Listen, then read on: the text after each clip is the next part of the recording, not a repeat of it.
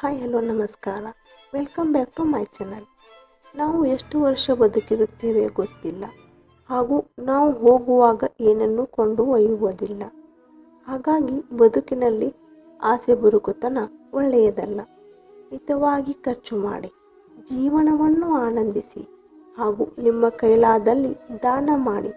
ನಾವು ಸತ್ತ ನಂತರ ಏನಾಗುವುದು ಎಂದು ಚಿಂತಿಸಬೇಡಿ, ಏಕೆಂದರೆ ನಾವು ಮಣ್ಣಲ್ಲೇ ಮಣ್ಣಾಗಿ ಹೋದ ನಂತರ ನಮಗೆ ಜನರ ಹೊಗಳಿಕೆ ಹಾಗೂ ತೆಗಳಿಕೆ ಅರಿವಿಗೆ ಬರುವುದಿಲ್ಲ.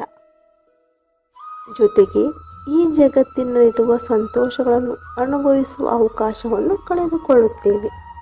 ನಿಮ್ಮ ಮಕ್ಕಳ ಬಗ್ಗೆ ಬಹಳ ಯೋಚಿಸಬೇಡಿ.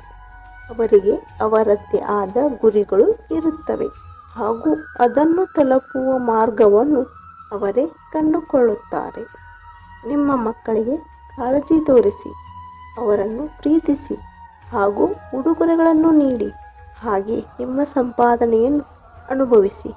ಜೀವನವೆಂದರೆ ಹುಟ್ಟಿನಿಂದ ಸಾಯುವವರೆಗೆ ದುಡಿಯುವುದು ಒಂದೇ ಅಲ್ಲ. 40 ವರ್ಷ ಹಾಗೂ ಮೇಲ್ಪಟ್ಟ ವಯಸ್ಕರೇ, ಆಸ್ತಿ ಸಂಪಾದನೆ ಬರದಲ್ಲಿ ನಿಮ್ಮ ಆರೋಗ್ಯವನ್ನು ಹಾಳು ಮಾಡಿಕೊಳ್ಳಬೇಡಿ, ಏಕೆಂದರೆ ನಿಮ್ಮ ಬಳಿ ಹಣ ಎಷ್ಟೇ ಇದ್ದರೂ ಆರೋಗ್ಯವನ್ನು ಕೊಂಡುಕೊಳ್ಳಲು ಸಾಧ್ಯವೇ ಇಲ್ಲ.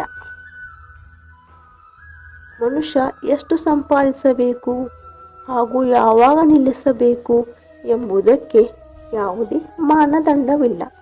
ಸಾವಿರಾರು ಎಕರೆ ಭೂಮಿ ಇದ್ದರೂ ತಿನ್ನುವುದು 2 ಹಿಡಿ ಅನ್ನ ಮಾತ್ರ. ಎಷ್ಟೇ ದೊಡ್ಡ ಬಂಗಲೆ ಇದ್ದರೂ ಮಲಗಲು ಬೇಕು 8 ಅಡಿ ಜಾಗ ಮಾತ್ರ.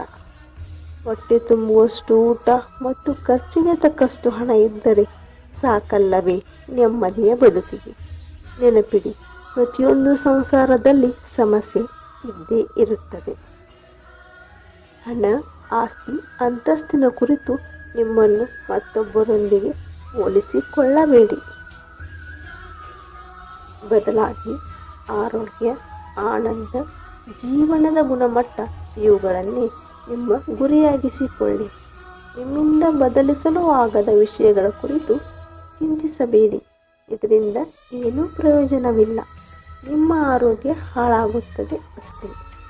ನಿಮ್ಮ ಆರೋಗ್ಯದ ಕಾಳಜಿ ನೀವೇ ಮಾಡಬೇಕು. ನಮ್ಮ ಆನಂದವನ್ನು ನಾವೇ ಕಂಡುಕೊಳ್ಳಬೇಕು. ನೀವು ಇರುವಷ್ಟು ಸಮಯದಲ್ಲಿ ಒಳ್ಳೆಯ ವಿಚಾರಗಳ ಬಗ್ಗೆ ಯೋಚಿಸಿ, ಒಳ್ಳೆಯ ಕೆಲಸಗಳನ್ನು ಮಾಡಿ. ಹೀಗೆ ಮಾಡುವುದರಿಂದ ನಿಮ್ಮ ದಿನವು ಉಲ್ಲಾಸಮಯವಾಗಿರುತ್ತದೆ. ಒಂದು ಆನಂದರಹಿತ ದಿನವೆಂದರೆ ಆ ದಿನ ವ್ಯರ್ಥ ಆದಂತೆ.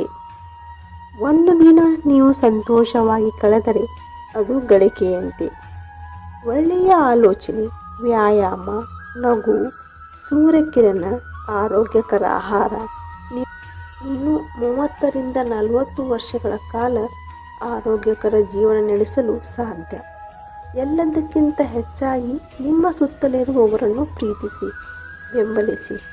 ಸ್ನೇಹಿತರೆ, ಈ ಮಾಹಿತಿ ಇಷ್ಟ ಆದರೆ ಪ್ಲೀಸ್ ಒಂದು ಲೈಕ್ ಮಾಡಿ, ಹಾಗೂ ನಮ್ಮ ಚಾನಲ್ಗೆ ಸಬ್ಸ್ಕ್ರೈಬ್ ಮಾಡುವುದನ್ನು ಮರೆಯಬೇಡಿ. ಇನ್ನೊಂದು ಉಪಯುಕ್ತ ಮಾಹಿತಿಯೊಂದಿಗೆ ಭೇಟಿಯಾಗೋಣ. ಜೈ ಶ್ರೀ ಕೃಷ್ಣ.